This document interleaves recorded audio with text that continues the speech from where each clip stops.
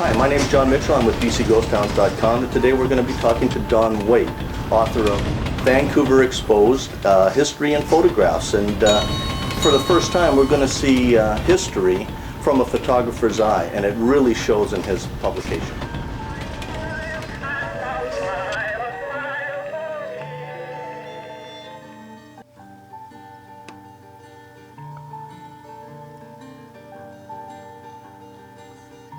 Why did you decide on this particular photograph for the cover?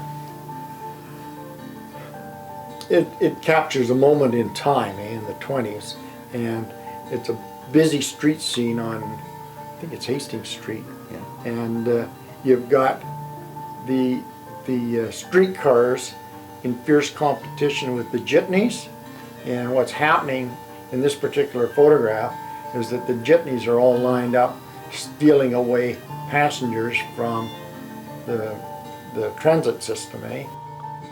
I've got two full-page spreads in the book of early logging in Vancouver, and those two photographs are just full of information, and one of those is the one that they actually de-thawed for me and scanned the original glass plate negative, which was very, very good of the City of Vancouver archives to go to that trouble for me.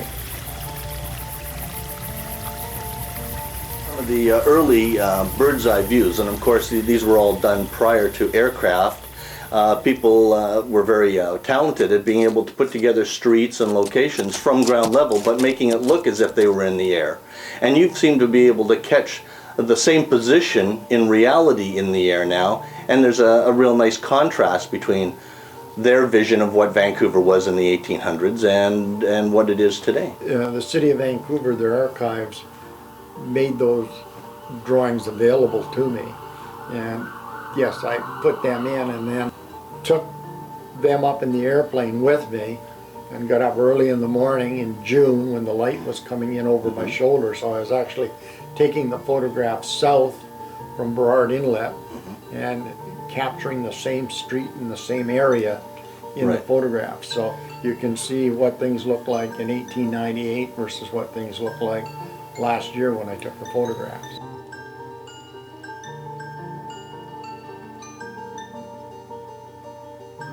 Quite obvious that that your background as a photographer has benefited us all, because most times history writers simply hit the headlines and then some picture backs up the story. In this case, it seems like you picked out really interesting photographs with real depth and then gone into the story behind them.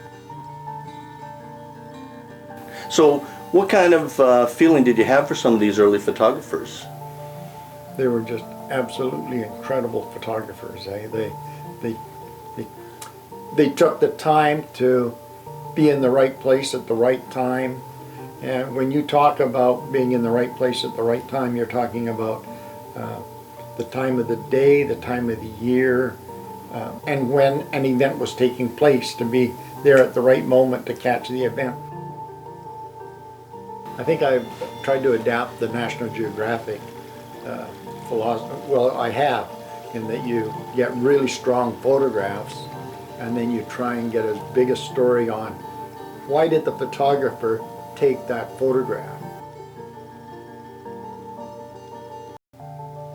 What I do is I try to bring people together that can tell stories.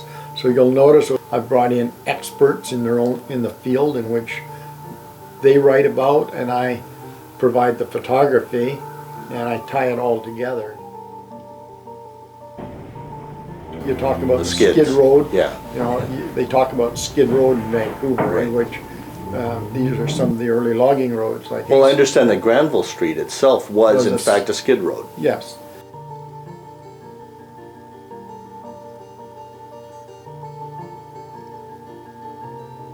You want to tell the story of the log from the time they have to cut it down, which these are gigantic trees. Yeah, I can see that in your photographs, yeah. When you start looking at the hollow tree in Vancouver, it gives you an idea of some of those giants that were in Vancouver.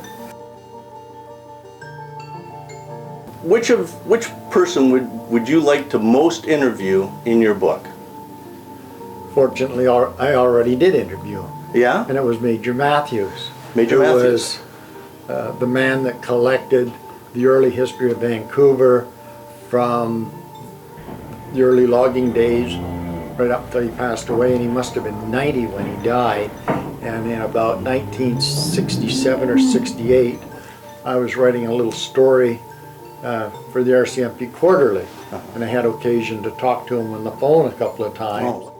And I didn't realize who I was talking to, but he was such an avid collector that he collected all kinds of photographs of early Vancouver, and those are the photographs that I managed to get access to through the City Vancouver Archives, who, by the way, were very, very good at putting those photographs at my disposal. They usually if you go to an archives, you end up getting copies made from copy negatives that were made years ago. The archives in Vancouver permitted me to photograph some of their original photographs, which I was able to put in the book. So I shot them digital, and then I was able to do a total restoration. Part of my background as a photographer, I specialized in aerial photography for about 20 years, and I was able to go up and take some aerial photographs. I went up and I took oblique photographs of Chinatown, for example, or Japantown, or Gastown, and I put all the labels and the street names on them so that when people read about those areas, or if they buy the book and decide that they want to go to Gastown or Chinatown or Japantown, all that information is part of the book, so they can use the book as a bit of a walking guide.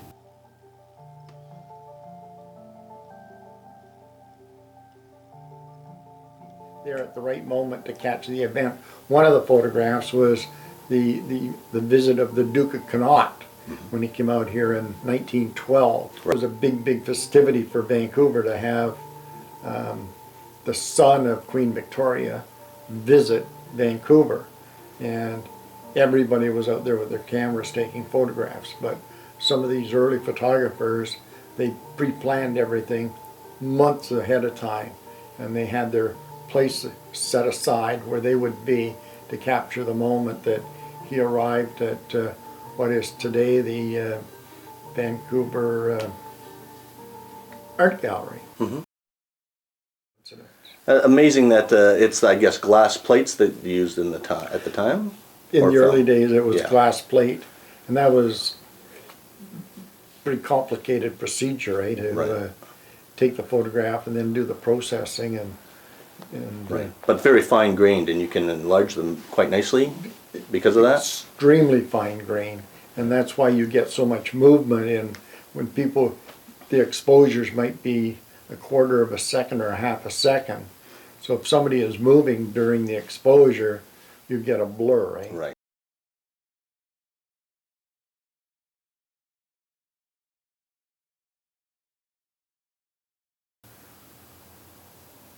Okay, so photographer or author? I think I have to think of myself more as a photographer and a publisher, but I had an awful lot of contributors that did the writing that were experts in what they wrote about. Right. And the early history of logging in Vancouver, for example, a woman put that together for me. And with the photography that I provided, with her providing the captions, and with her blessing, I put it. That was the first 20 pages of the book, and then I had other authors that I worked with. One thing that I found very interesting about your book was these small photographs off to the side of artifacts and interesting pieces, and how you've tied them into the story.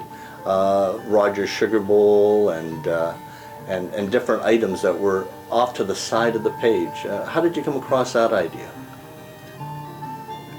I've been very, very lucky in being able to chase down usually the grandchildren of some of the major players in Vancouver and visit with them, and they bring out things like the sugar bowl, for example, and I make arrangements to photograph it. I went to the museum that Roger Sugar have, and they took it out of their display case and made it available to me to photograph. It must be rewarding to take something that's in relative obscurity, and that is a picture on the wall of the family, which really is an image that we can all enjoy, and bringing that to the public so that we all can enjoy a piece of rich Vancouver history. I guess rich in several ways. Rich financially because of the money that was invested here in Vancouver, and rich in the fact that it's just an overall piece of what life was like at the time. I know that there are a lot of photographs in the Vancouver book that have never ever been seen before, and that really pleases me that I was able to go. But I met some of the grandchildren of the Rogers Sugar family, and I managed to get a photograph of Rogers himself in his Commodore outfit, when he belonged to the Vancouver Yacht Club.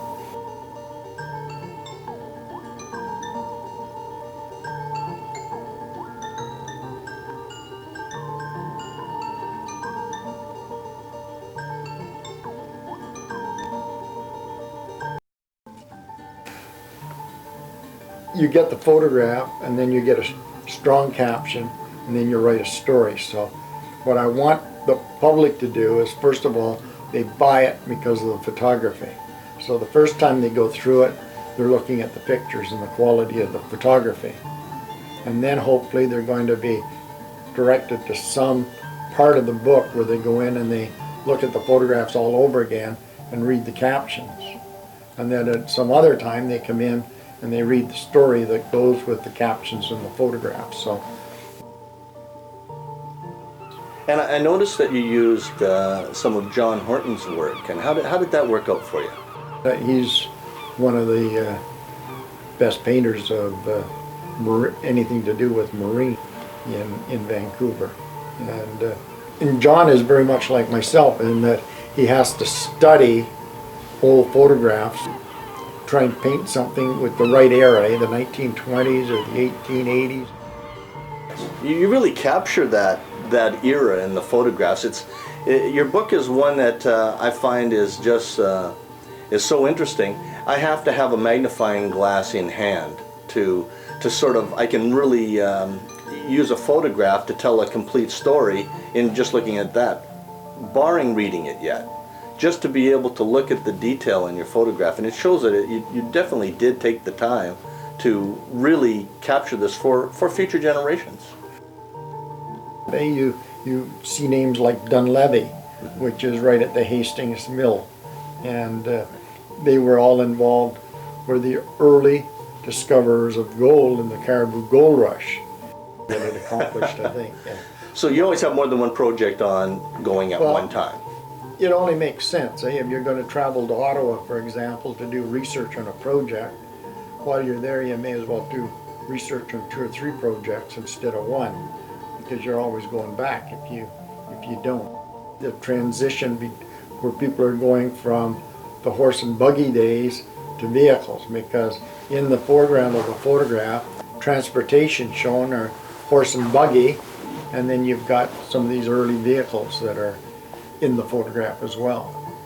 You have to take what people did 100 years ago in context with the times, Right. And they had a reason for doing it, and probably we would have agreed with their thinking if we lived in that era. I think that's worked very, very well for me, that people buy the book and initially just look at the pictures. Right. And then they go in like you with a magnifying glass and they try to figure things out, and the captions explain what you're looking at with your magnifying glass. Right. Well, again, it's already a year has changed in Vancouver, and history moves on. It's your photograph is now another part of Vancouver's history. It's a part of Vancouver's history. I mean, and every time somebody clicks the shutter, they are capturing a moment in time right. with history.